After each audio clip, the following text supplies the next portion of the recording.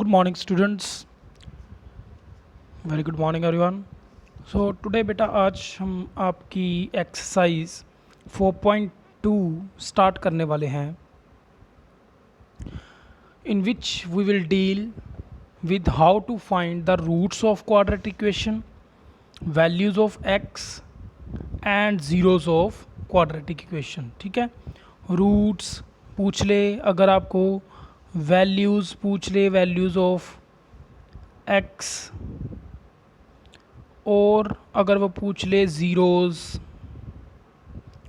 Of equation. ठीक है, तो these all are same things. ठीक है, ये सारी की सारी सेम है. ठीक है, values of x quadratic equation है. Since it is quadratic equation, since the degree of quadratic equation is 2, क्योंकि अगर इसकी डिग्री जितनी भी किसी इक्वेशन की या पॉलिनोमियल की डिग्री होगी उतने ही उसके रूट्स एग्जिस्ट करेंगे. ठीक है, रियल वैल्यूज़ की अगर बात करते हैं तो. ठीक है, क्योंकि अगर क्वाड्रेटिक इक्वेशन की डिग्री 2 होती है, डिग्री मीन्स इसे x का हायर की वैल्यू 2 होती है, तो इसके x की वैल्यूज़ भी 2 ही निकलेंगी. ठीक है, और लेटर से हम उनको डोनेट करते हैं अल्फ़ा और बीटा से. तो x अगर 2 वैल्यूज़ आ रही हैं तो लेटर से एक है वैल्यू अल्फ़ा है और दूसरी वैल्यू बीटा है. ठीक है, और क्वाड्रेटिक इक्वेशन को हम कुछ इस तरह से डोनेट करते हैं. ये कुछ बातें इंपॉर्टेंट हैं जो आपने याद रखनी है. जो भी क्वाड्रेटिक इक्वेशन है उसको हम इस तरह से लिख सकते हैं, that is x square plus alpha plus beta, ये उधर इसका सम होता है, यहाँ पे उसकी प्रोडक्ट होती है. ठीक है, where alpha plus beta is called sum and roots alpha beta. ठीक है, sum of roots and alpha into beta is called product of roots. Clear?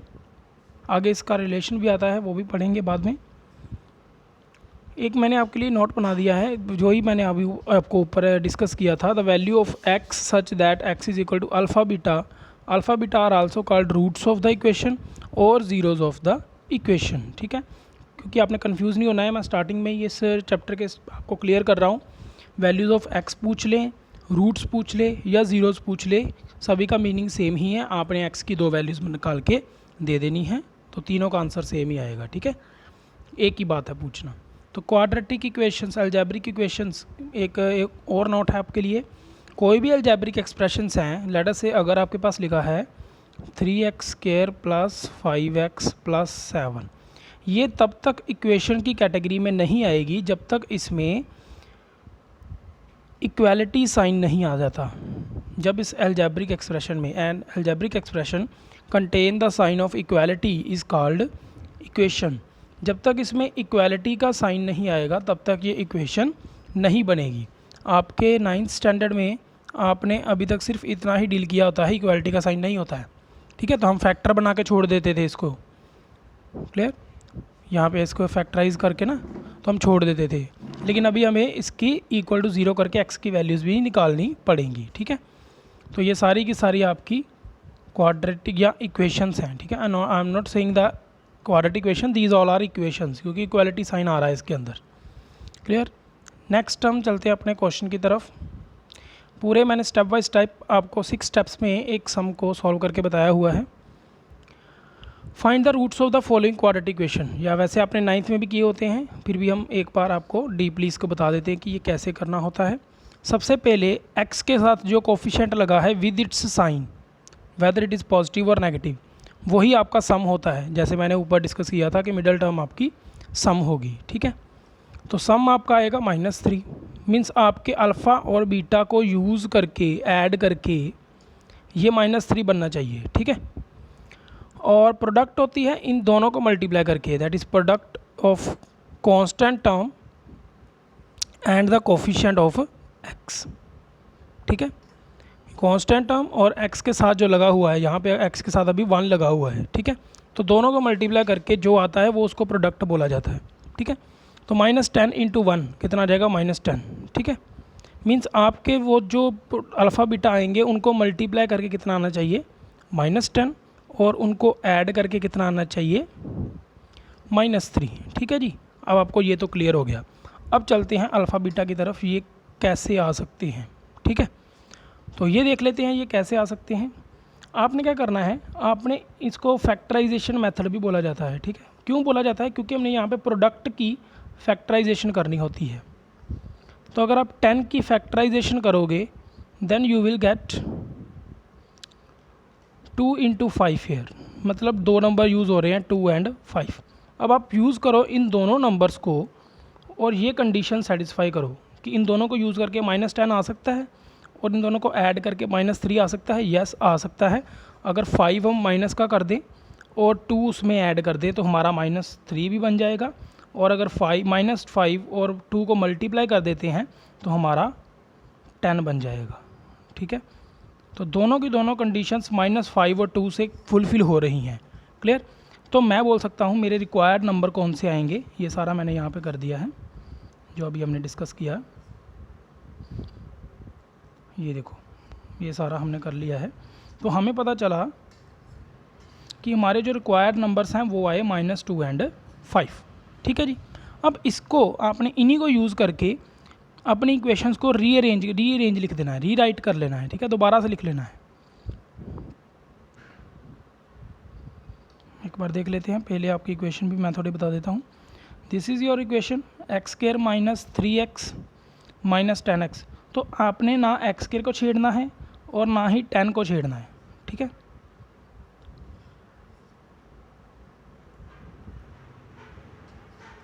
आपने इन दोनों में से किसी को नहीं छेड़ना है। आपने सिर्फ मिडल टर्म चेंज करनी है इसकी। ठीक है, तो मिडल टर्म बनानी है आपने इन दोनों नंबर्स को यूज़ करके। तो 3 कैसे बनेगा, या तो आप माइनस साइन सीधा इन्हीं को यूज़ लिख लो कि -3x -5x प्लस 2x, तो ये -3x बन जाएगा। या तो सिंपली सीधा ही लिख लो, अदरवाइज़ आप ऐसे भी लिख सकते हो x -3 बनाना है तो 5 - 2 कर दो, x -10 आ जाएगा। ठीक है, तो x, अगर आपको साइन में कन्फ्यूज़न नहीं चाहिए तो ब्रैकेट ओपन कर दो, -5 प्लस 2x प्लस 10। ठीक है, तो दोनों केसेस में आप उधर ही पहुंचोगे। क्लियर, तो इसको मैंने यहाँ पे आपके लिए सॉल्व कर दिया है। आप देख सकते हो मैंने दोनों वे से कर दिया है। -5 और 2 को यूज़ कर लिया, आपको यही मिलेगा। और हम सीधा 3 को भी 5 - 2 करके यूज़ कर सकते थे। ठीक है, लेकिन अगर आप -5 और 2 यूज़ कर रहे हो, अपने रूट्स यूज़ कर रहे हो, ठीक है, तो आपने यहाँ पे प्लस का साइन डालना है, अदरवाइज़ आपका जो इक्वेशन में साइन है वही डालोगे। ठीक है, तो आप एक मेथड जो भी चूज़ कर सकते हो। उसके बाद में आपका स्टेप आता है 5। यहाँ पे आपने, ये बड़ा इंपॉर्टेंट स्टेप है, यहाँ पे आपने इन दोनों टर्म्स और इन दोनों टर्म्स में से कोई चीज़ कॉमन निकालनी है सो दैट अंदर सेम चीज़ें बचे। ठीक है, अंदर सेम वैल्यूज़ बचे। तो अगर मैं इस टर्म में देखो, यहाँ पे 2x है, -5 इंटू x है, तो इन दोनों टर्म्स में से x कॉमन आ रहा है, तो मैंने x बाहर निकाल लिया, अंदर क्या बचा, x और -5, ये मैंने यहाँ पे लिख दिया। ठीक है, सिमिलरली अगर मैं इस टर्म की बात करता हूँ तो यहाँ पे लिखा है 2 इंटू एक्स, -10 को ब्रेकअप कर लो 2 इंटू 5, तो 2 कॉमन आ गया, अंदर बच गया 5 और x -5। ठीक है, 2 बाहर निकालने। तो आपने बस ये ध्यान रखना है कि अंदर ये चीज़ें सेम बचनी चाहिए। अगर आपकी ये चीज़ें सेम नहीं बच रही हैं, इट मीन्स आपने कहीं ना कहीं पे गड़बड़ कर दी है। ठीक है, क्लियर। सो जब आपकी ये दोनों चीज़ें सेम बच जाएंगी तो आपने इस पूरी इक्वेशंस में से, पूरी की पूरी इक्वेशन में से x -5 अगर मैं बाहर निकाल लूँ तो अंदर क्या बचेगा, x, ये लिखा x प्लस 2। क्लियर। सो दोनों टर्म्स में से फिर आपने x -5 पूरी की पूरी ब्रैकेट को ही बाहर निकाल लेना है और you will gate x plus 2। ये देखो, अगर आप x -5 को यहाँ से गायब कर देते हैं तो क्या दिखता है आपको, x प्लस 2, तो वो यहाँ पे लिखा है। क्लियर, x -5 बाहर आ जाएगा। यहाँ तक आपने 9th स्टैंडर्ड में किया होता है। उसके बाद में आपने इन टर्म्स को, दोनों फैक्टर्स को 1 by 1 0 के इक्वल कर लेना है। ठीक है, क्योंकि अगर ये प्रोडक्ट 0 है तो इन दोनों में से कोई एक ना एक 0 होगा, या तो ये वाली टर्म 0 होगी या ये वाली टर्म 0 होगी। तो दो केसेस आ जाएंगे, एक बार x -5 इक्वल टू 0 आ जाएगा और एक बार x प्लस 2 इक्वल टू 0 आ जाएगा। यहाँ से x की वैल्यू 5 आ गई, यहाँ पे x की वैल्यू 2 आ गई। तो as I told you this is quadratic equation, 2 answers निकलेंगे x के, तो x की 2 वैल्यूज़ आ गई 5 and -2। Clear everyone? I hope you have clear this formula and method for finding the roots of quadratic equation by factorization method. Let's have the other problems. दूसरी problems को भी देख लेते हैं। अगर यहाँ पे एक्स स्क्वायर के साथ अभी 2 आ गया है और प्रोडक्ट चेंज हो जाएगी, ठीक है, सम एक्स के साथ लगा हुआ है 1, तो आपका सम कितना होगा 1, क्योंकि एक्स के साथ कुछ भी नहीं लगा, अगर कुछ भी नहीं लगा है तो क्या लगा होता है 1 लगा होता है। प्रोडक्ट आएगी 2 × 6, 6 आपने माइनस साइन का लेना है, मैंने पहले कहा है साइन साथ में उठाने, साइन वहाँ पे छोड़ने नहीं है, ठीक है। 6 माइनस का है तो 6 माइनस का लिखा, प्रोडक्ट कितना आया -12। अब आपने 2 नंबर ऐसे निकालने हैं जिनको मल्टीप्लाई करके -12 बने और सम करके उन्हीं दोनों नंबर्स को 1 बने। तो आप 12 को फैक्टराइज कर लो और तीनों नंबर्स को यूज़ करके 2 नंबर बना लो।